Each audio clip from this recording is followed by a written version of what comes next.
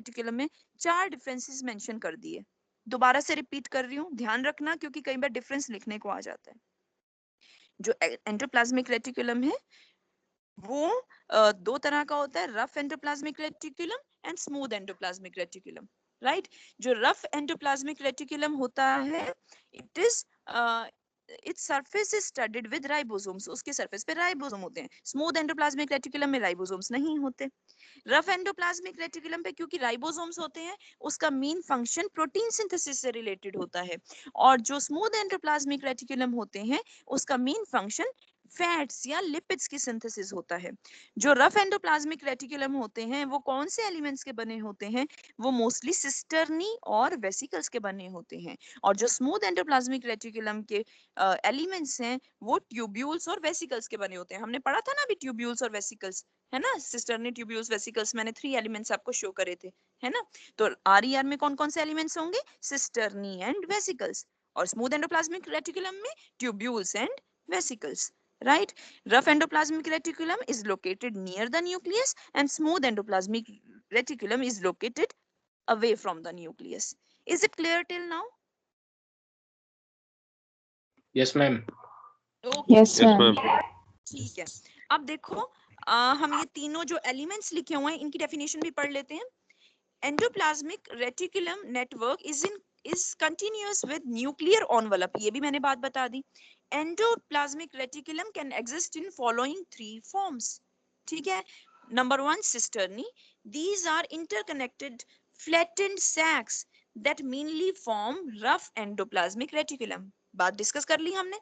Second point है tubules, these are branched or unbranched tube-like structures that mainly form smooth endoplasmic reticulum. Done, हमने ये भी कर लिया।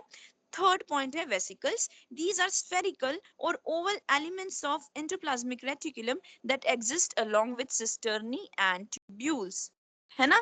कर लिया हमने, तीनों पॉइंट्स हमें क्लियर हो गए। फिर देखो there are 2 types of endoplasmic reticulum, जो मैंने अभी अभी बताया, देख लो। Rough endoplasmic reticulum is that which bear ribosomes on its surface and is concerned with the synthesis of proteins, ठीक है।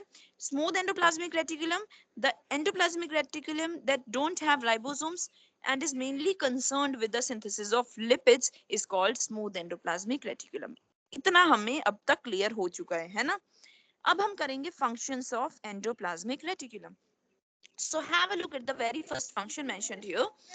Endoplasmic reticulum provides mean for intracellular transport. हमने अभी डेफिनेशन करी थी एंडोप्लाज्मिक रेटिकुलम की, हमने देखा था, लिखा हुआ था कि it forms an extensive network in the cytoplasm of the cell, right.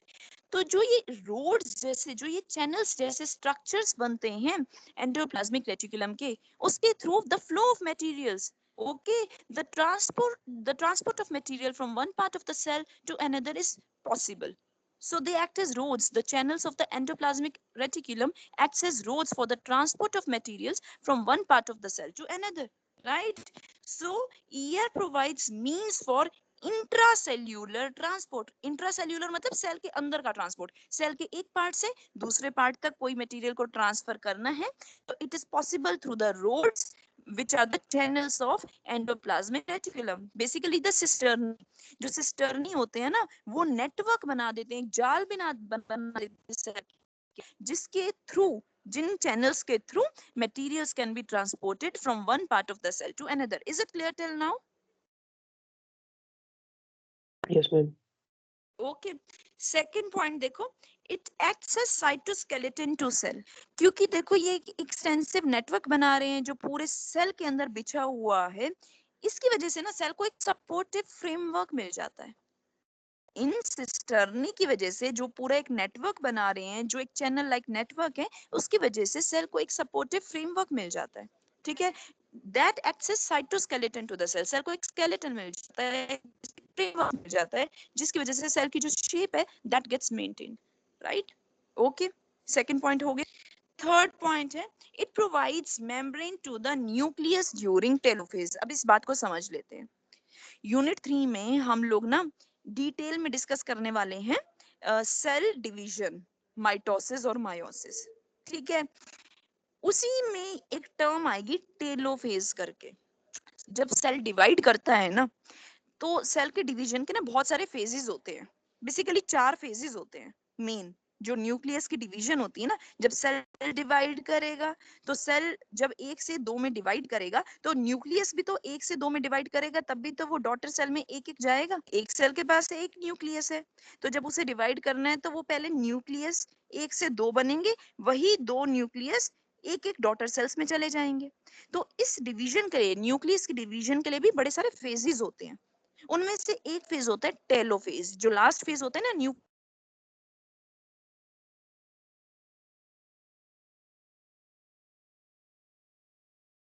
Ma'am, your voice is not coming.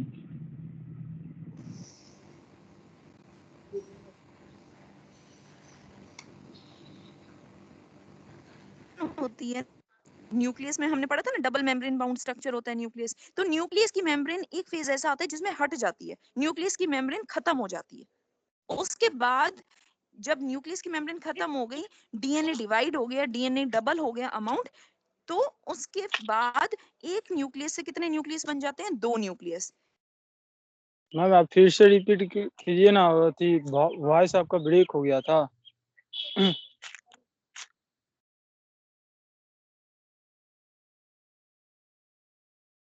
Ma'am, you are not audible, ma'am. Ma'am, you are not audible, ma'am.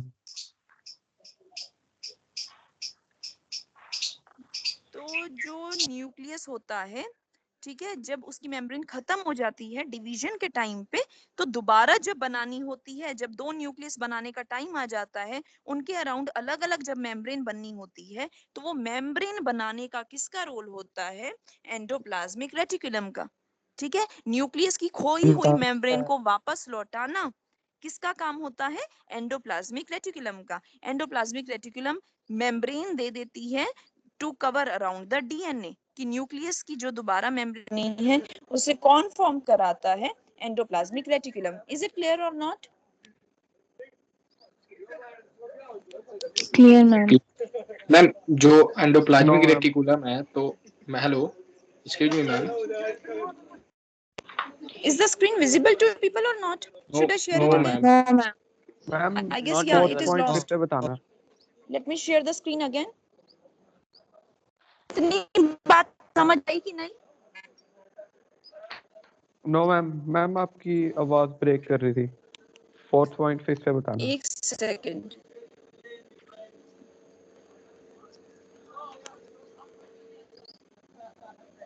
इतनी बात समझ आई? मैं ऑडिबल हूँ या मैं ऐसे बोले जा रही हूँ, आप लोग को नहीं सुनाई दे रहा? मैम अभी ऑडिबल है मैम, इससे पहले नहीं थे जब बता रहे मैम थे। दैट मेम्ब्रेन वाला पॉइंट एक बार और बता दीजिए। ठीक है, मैं बता देती हूँ। देखो, जब सेल को डिवाइड करना होता है ना, जब एक सेल 2 में डिवाइड करता है, सेल डिवीजन से ही हमारी ग्रोथ होती है ना, तो जब सेल ने डिवाइड करना होता है ना, उस चीज के, उस वाले प्रोसेस के बहुत सारे फेजेस होते हैं। उसमें लास्ट फेज होता है तो हम डिटेल यूनिट 3 में, ठीक है, लेकिन अभी के लिए हम ध्यान रख सकते हैं सेल की डिवीजन के बहुत सारे फेजेस होते हैं, उनमें से लास्ट वाला फेज होता है टेलोफेज। ठीक है, तो जब सेल डिवाइड करना होता है, तो उस टाइम पे ना न्यूक्लियस एक फेज ऐसा आता है जब न्यूक्लियस की जो मेम्ब्रेन है ना, वो खत्म हो, जब उस न्यूक्लियस की मेम्ब्रेन को बाद में टेलोफेज के दौरान दोबारा बनाना पड़ता है ना, तो वो दोबारा बनाने में हेल्प करता है एंडोप्लाज्मिक रेटिकुलम। डिवीजन के टाइम पे, तो हम कैसे ध्यान रखेंगे? सेल डिवीजन के टाइम पे जब दोबारा से न्यूक्लियस की मेम्ब्रेन बनानी होती है, जो खो जाती है पहले फेज में, और लास्ट फेज में न्यूक्लियस मेम्ब्रेन को जब दोबारा बनाना पड़ता है, उसे कौन हेल्प करता है? वो मेम्ब्रेन दोबारा कौन बनवाता है? Endoplasmic reticulum. और कौन से फेज में मैम दोबारा इसमें भाग, मैम इसमें हेल्प कौन लेता करता है? स्मूथ एंडोप्लाज्मिक रेटिकुलम या rough? Hello ma'am, you are not Audible ma'am.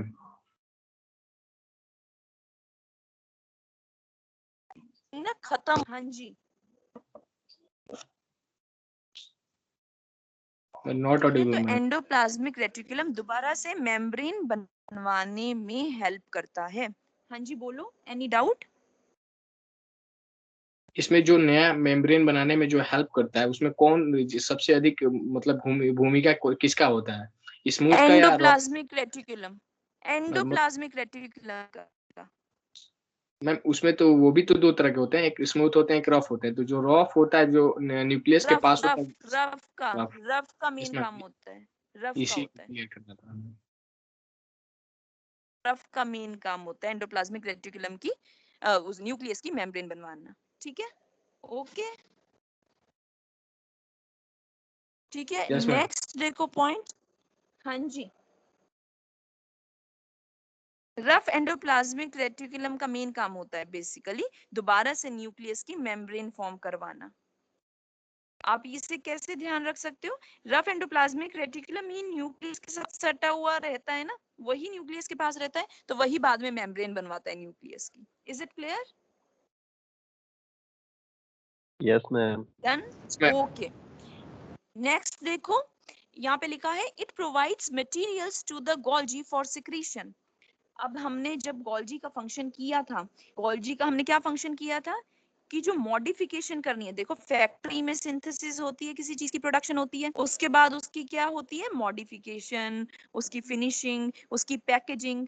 तो सेल के अंदर प्रोटीन्स और लिपिड्स की सिंथेसिस कहाँ पे हुई, प्रोटीन्स और लिपिड्स की सिंथेसिस कहाँ पे The होती है, screen is not endoplasmic synthesis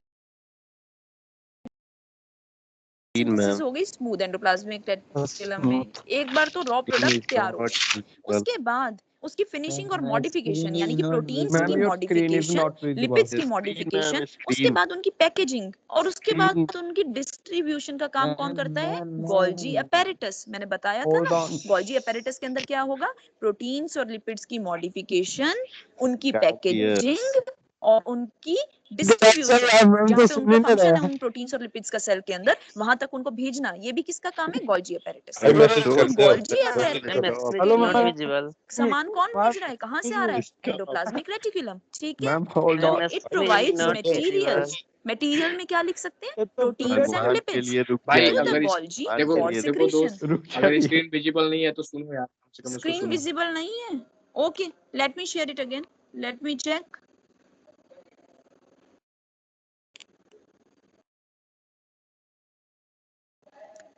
Visible now?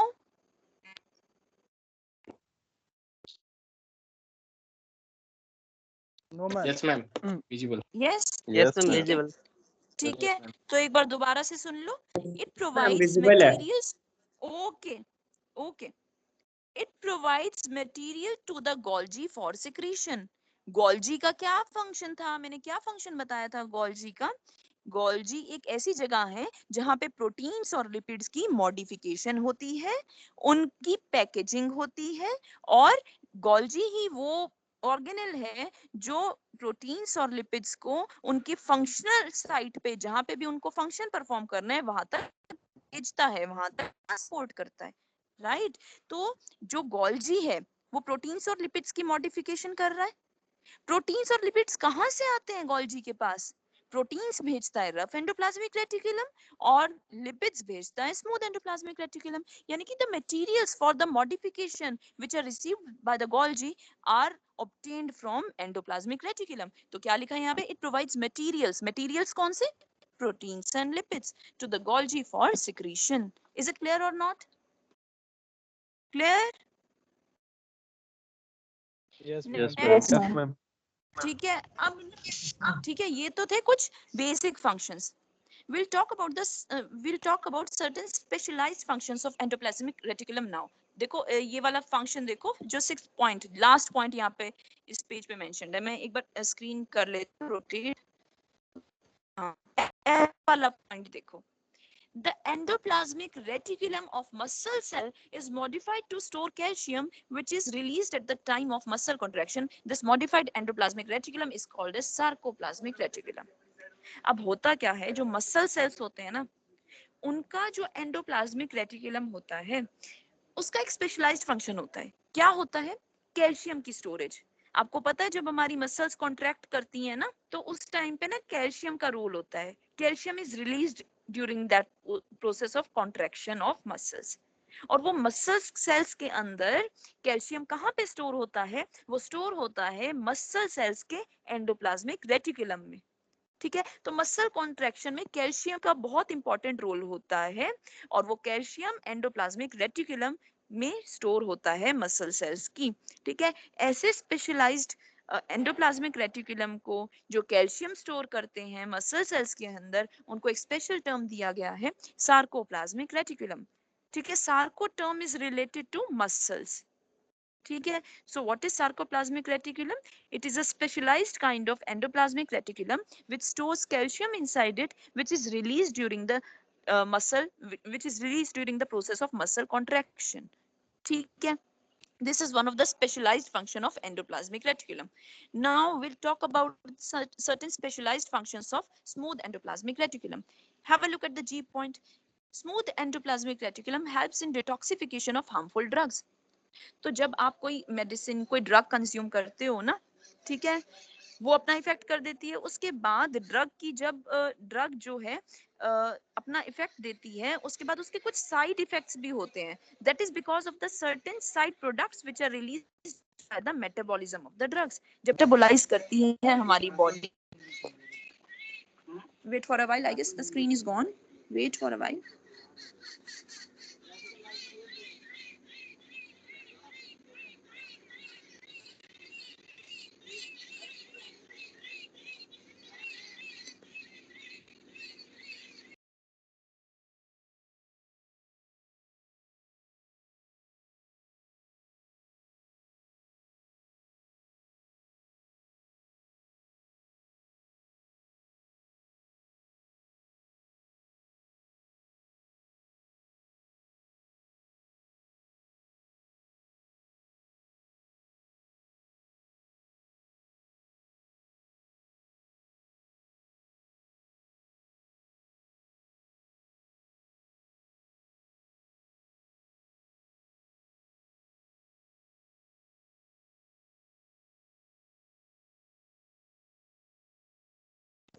Ma'am आप म्यूट हो ma'am.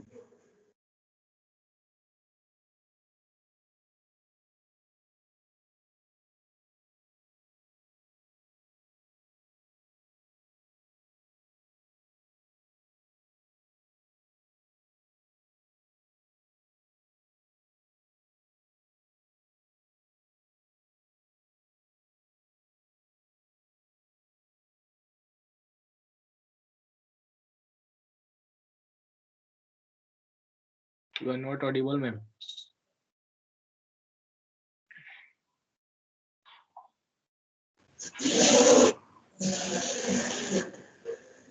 Ma'am, you are muted, ma'am.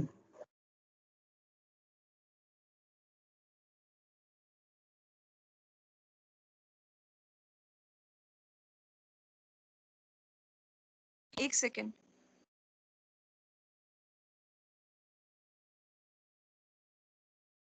Am I audible now? Yes, ma'am. Yes, Okay. ma'am. Okay. Screen भी विजिबल है ना? Yes, ma'am. Yes, ma'am. Okay, ठीक है। तो ये वाला कैल्शियम वाला पॉइंट समझ आ गया था जो सार्कोप्लाज्मिक रेटिकुलम वाला बताया था? यस मैम आ गया था। ओके। Yes, ma'am. तो ये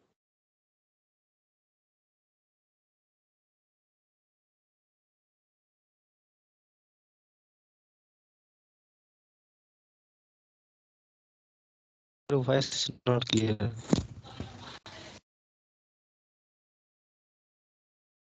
तो हमें साइड इफेक्ट्स देते हैं।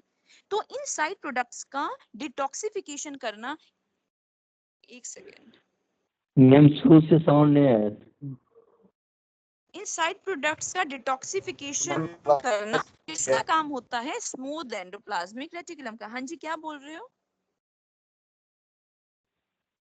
ठीक है, मैम शुरू स्मूथ से साउंड एंडोप्लाज्मिक क्लियर। रेटिकुलम का मैम आप जो बोलते हैं उसका स्टार्टिंग और एंडिंग सुनाई देता है, बीच में गायब हो जाता है। Yes ma'am. बीच में क्या गायब हो जाता है? साउंड? यस मैम, साउंड नहीं आता है। बेटा हो सकता है नेटवर्क इश्यूज हो कॉलेज में, राइट? बहुत तो ज्यादा मैम। मैं अपनी तरफ से बेस्ट ट्राई करती हूँ। अब ठीक है? अब सुनाई दे रहा है? यस मैम, अभी तो सुनाई दे रहा है। तो जो स्मूथ एंडोप्लाज्मिक रेटिकुलम होता है, राइट, उसका एक और फंक्शन क्या होता है, डिटॉक्सिफिकेशन ऑफ हार्मफुल ड्रग्स, यानी कि जो हार्मफुल ड्रग्स के जो साइड प्रोडक्ट्स रिलीज होते हैं जो हमारी बॉडी के लिए बहुत हार्मफुल होते हैं, उनको डिटॉक्सिफाई करना भी किसका काम होता है, स्मूथ एंडोप्लाज्मिक रेटिकुलम का। इसके अलावा smooth endoplasmic reticulum helps in glycogen metabolism. Smooth endoplasmic helps in glycogen metabolism, H point लिखा हुआ है ना। जो ग्लाइकोजन होता है एनिमल सेल्स के अंदर, it is the reserve food, ठीक है। तो जब हम फास्टिंग करते हैं, जब ग्लाइकोजन मेटाबोलाइज होता है, ग्लाइकोजन यूज होता है फॉर प्रोवाइडिंग एनर्जी, तो उसमें भी किसका रोल होता है, स्मूथ एंडोप्लाज्मिक रेटिकुलम का। It helps in the glycogen metabolism.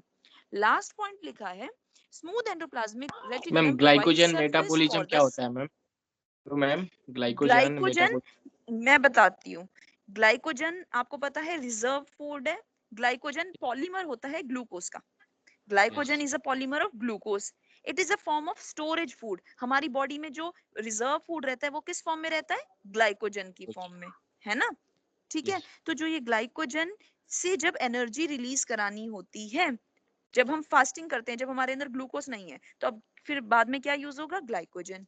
तो ग्लाइकोजन की जब केमिकल रिएक्शंस कराएंगे तो उसे हम क्या करेंगे, ग्लाइकोजन मेटाबॉलिज्म। जब ग्लाइकोजन यूज होता है फॉर प्रोवाइडिंग एनर्जी, ठीक है, जब glycogen will undergo certain reactions to provide energy, तो उसे हम क्या बोलेंगे, glycogen metabolism. Is it clear? Yes ma'am. Okay, last point देखो, smooth endoplasmic reticulum provides surface for the synthesis of lipids, steroids and visual pigments.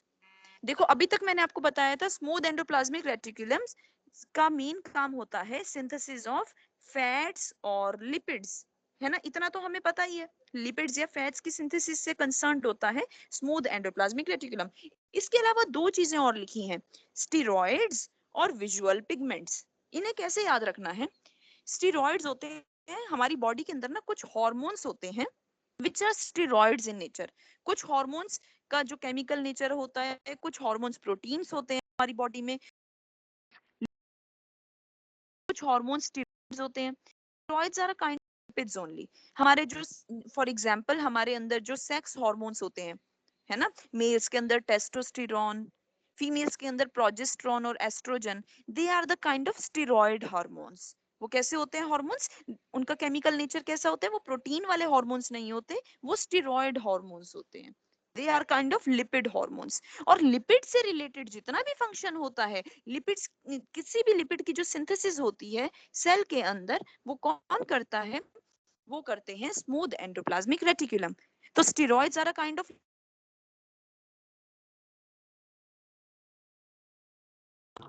Ma'am I guess you Ma'am, have you are not mute. audible. I guess you have mute ma'am.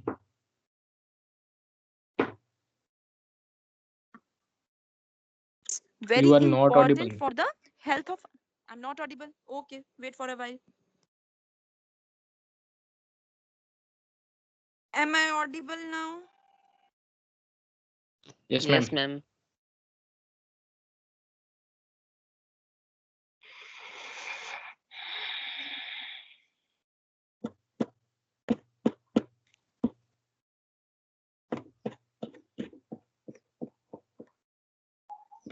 चाहिए होता है हमारी eyes को, आपने पढ़ा होगा lower classes में कि विटामिन ए, डी, ई और K are fat soluble vitamins, और विटामिन बी और जो सी विटामिन होता है, विटामिन बी कॉम्प्लेक्स और vitamin C, they are water soluble. और केमिस्ट्री का एक प्रिंसिपल होता है लाइक डिसॉल्व्स लाइक। तो जो विटामिन ए, डी, ई, के हैं, ठीक है, जो कि लिपिड इन नेचर हैं, जो फैट सॉल्युबल विटामिन होते हैं, ठीक है, वो लिपिड से ही रिलेटेड होंगे ना, राइट। तो जो विजुअल पिगमेंट्स होती हैं जो विटामिन ए से बनती हैं, right, they are little lipid in nature. और लिपिड वाली चीजों का कौन सिंथेसाइज करेगा, smooth endoplasmic Smooth reticulum. endoplasmic visual reticulum. Pigment, हाँ जी, बेटा, Nothing ma'am. ओके।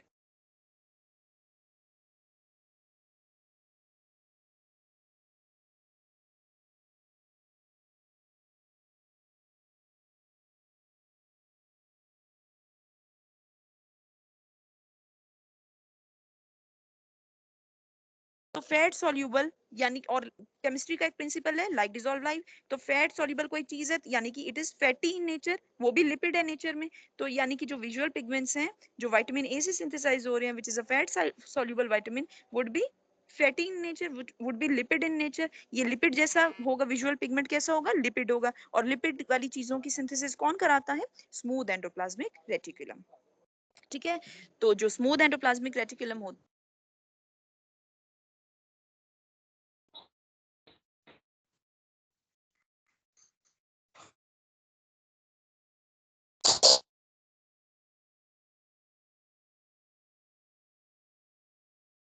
वाली चीजों का कौन सिंथेसिस कराएगा, rough endoplasmic reticulum. Is it clear और नॉट क्लियर?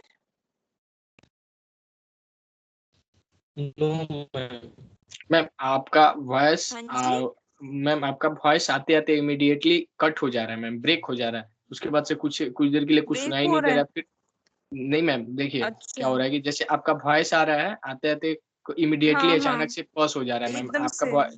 यस मैम, उसके बाद से कुछ देर बाद फिर आपका ओके, आवाज वॉइस आ रहा है मैम। कोई बात तो शरारत नहीं कर रहा है बच्चा, म्यूट तो नहीं कर रहे मुझे, शरारत तो नहीं दिखा रहे हो? अगर कर रहे हो तो बहुत गलत बात है, आप लोग का भी लॉस है ना इसमें। और अगर नेटवर्क है तो उसमें मैं यही कर सकती हूँ कि मैं दोबारा से एक्सप्लेन कर सकती हूँ। ठीक है, मैम ये तो लेक्चर दोबारा रिपीट हम कर एक देना। काम कर सकते हैं,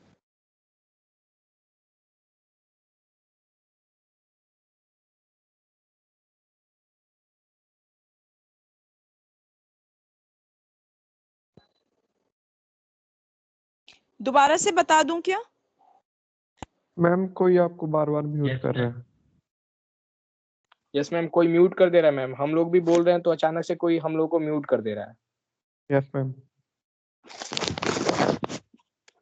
मैम, एक्सक्यूज मी मैम। ठीक है, मैं दोबारा से बता देती हूँ।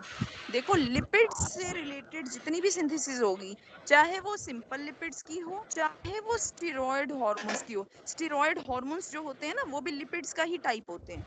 स्टेरॉयड हार्मोन्स का मेरा मतलब है जैसे कि जो हमारे सेक्स हार्मोन्स होते हैं, मेल्स और फीमेल्स में जो सेक्स हार्मोन्स होते हैं in nature, nature there are kind of lipids, steroid hormones जो होते हैं।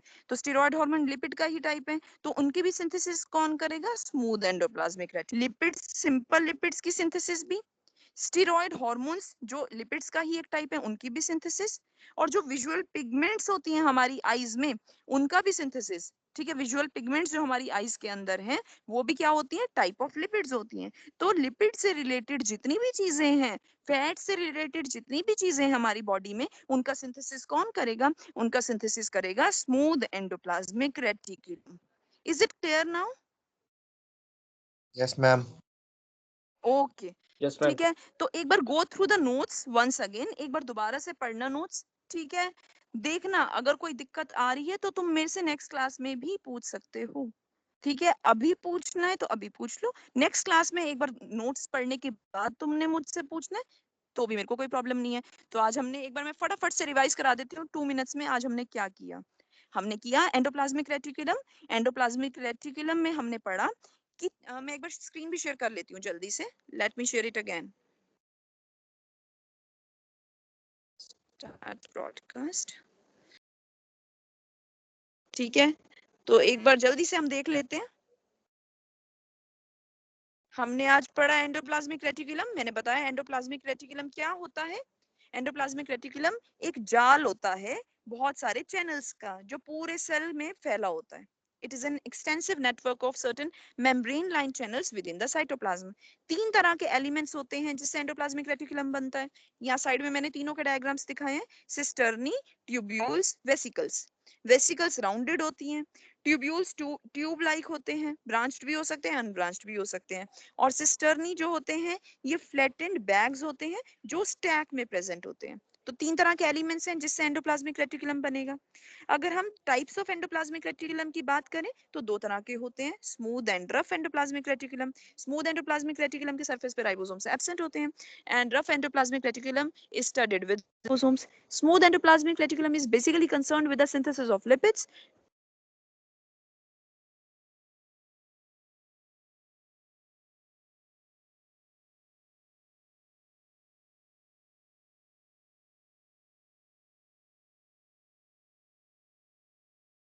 मिलता है? स्मूथ एंडोप्लाज्मिक, कहाँ स्मूथ एंडोप्लाज्मिक रेटिकुलम हमें मिलता है? न्यूक्लियस से थोड़ा सा दूर, राइट? इतनी बात क्लियर हुई? Ma'am Yes? वॉइस कट रही है मैम बहुत ज्यादा आपकी। वॉइस कट रही है? Yes I guess ma'am. बहुत ज्यादा नेटवर्क इशू है बेटा, या तो ठीक है। तो आप एक काम कर सकते हो, एक बार नोट्स में से भी मैम पढ़ना। तो भी ये कुछ पॉइंट कुछ क्लियर तो है मैम। समझ आया, कुछ मैम कुछ तो क्लियर है। समझ आया होगा आज क्लास में।